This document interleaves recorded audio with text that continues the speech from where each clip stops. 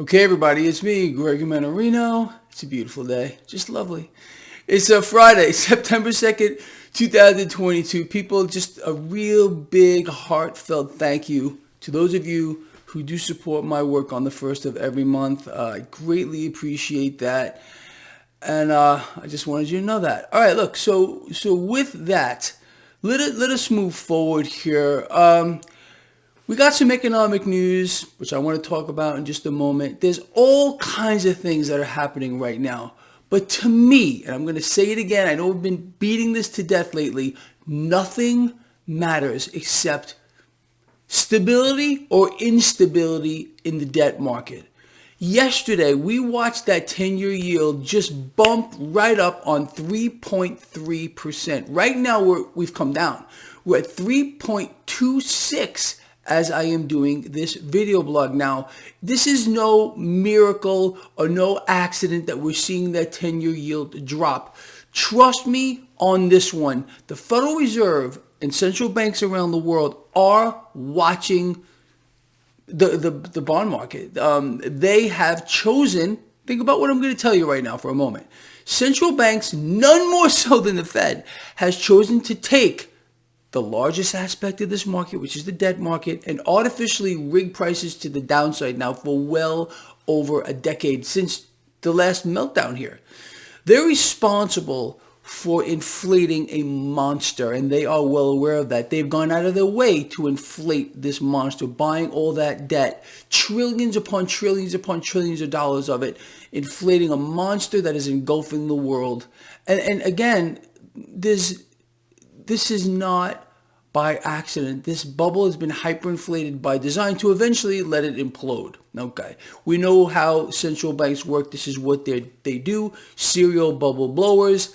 And, all this is leading up to a climax. You are well aware of that. I've covered this for years. Eventually, we will get a meltdown here in the debt market. Now, look, it's very possible that we're going to get there now. Okay, we need to watch that 10-year yield, the MMRI. Are you watching the MMRI yesterday? 222.4. I would expect the MMRI to come down a little bit early on today. Look, economic news, let's just talk about that real quick. So we found out the U.S. unemployment rate ticked higher. And of course, it's unexpected. Of course, it's unexpected. Why would you expect that in an economy that's in free fall? But anyway, that's just the way it's going to go here. And this issue with the dollar, let's talk about that just real quick. Okay.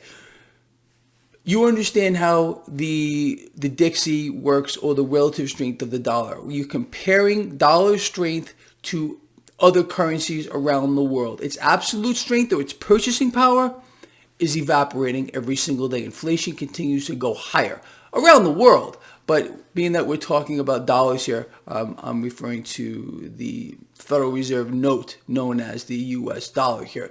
So many months ago, maybe even a year ago, I had explained to all of you that I believed that we were going to see the relative strength of the dollar, or the Dixie, continue to gain. And that's exactly what has happened here. I still believe there is upside here in this environment. Now, a lot of this may be dependent on what happens to the 10-year yield, the yield curve itself, and global bond yields. If, for example, we see things kind of normalize a little bit, you would expect to see some of the relative strength of the dollar disappear. But I don't think that's going to happen. I believe we're still going to see a knee-jerk higher with the relative strength of the dollar, and that can potentially, and it depends on how high this gets, people, because I've explained to you, and you know this already, I believe, that multinational corporations, they don't like to see the dollar where it is now. And this has the potential to affect earnings and all kinds of stuff, and it could hit the market. Okay. But look, we also understand that this is a rigged game. You have the Federal Reserve itself buying the market. They say they don't buy stocks. They're buying stocks. Okay. When the Fed says one thing, believe me, they're doing the opposite of it. It's laughable too. I'm watching, I think it was Bloomberg this morning, and they're talking about the Federal Reserve's balance sheet, how it is dropping. Oh, why don't they show us the real balance sheet, the other one. You know how this works. Every major corporation, and the Federal Reserve is a corporation, has two balance sheets. One the public can see, you're allowed to look at. The other one, all the stuff that no one really gets to see ever, no matter who you are. Doesn't matter if you're the President of the United States or anybody else. It's just something that the Fed higher-ups are privy to see, and that's all. So it's laughable. It's the game. Okay, look here, don't look here. The Fed's doing its job. The Fed is gaining credibility. That's another thing they're talking about, Fed credibility. They're parading out freaks here on the mainstream propaganda ministries to tell you the Fed is gaining credibility because its balance sheet is shrinking. Really? It's not helping inflation now, is it? So what they do, again, these are paid shills. They float these people out here. They feed them a script. Read this to try to convince people that what they're seeing, again, is not real, the usual phenomenon that just continues and continues and continues. So going back here, I don't care about economic news. I don't care about earnings, forward guidance, PE ratios, none of it. None of it. And neither should you. The key here is the debt market. The key here is the 10-year yield. Forget about the yield curve being its most inverted in history. Okay. There's a lot of these talking heads trying to convince you that we are not going into recession. Our economy is strong and there's actually zero inflation. I mean, that's how twisted this is. But what else did you expect? Anyway, so look, on the back of this ticking up higher in the unemployment rate, I'm laughing, stock futures are higher. Stock futures are higher this morning because the 10-year yield came down, okay? The market right now, market participants, people like you and I, institutions, they are watching that 10-year yield just like you and I are, okay? They're looking for signs of stability here in this debt market. If the debt market regains stability, if the 10-year yield were to come down, the stock market's going much higher. It should make sense to you.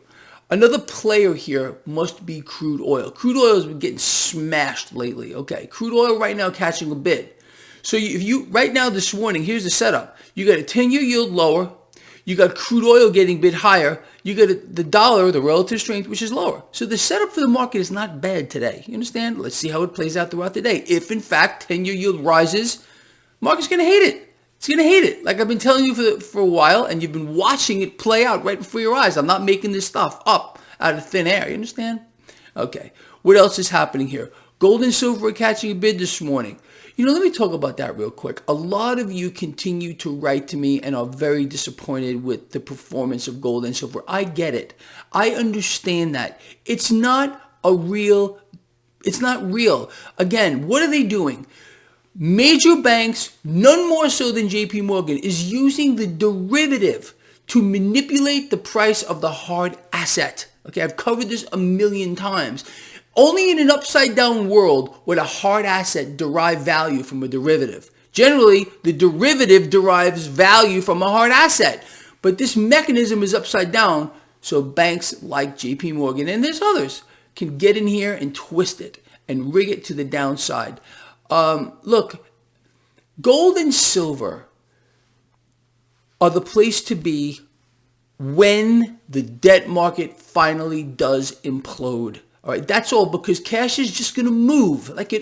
Look, cash moves through the market in predictable patterns. Okay, when you have a risk-on environment, and it remains risk-on, okay, despite what we're seeing here lately with the turmoil in the market because of the instability in the debt market, okay, we got that. Eventually, when we get an implosion in the debt market, and everyone's talking about it, it's going to happen here. Major Wall Street banks, Morgan Stanley, came out just a couple of days ago explaining a debt market implosion as well. Look, I don't pull this stuff out of a hat. Major banks are going to cover themselves as well, say, okay, this is going to happen. At least we warned you. You understand?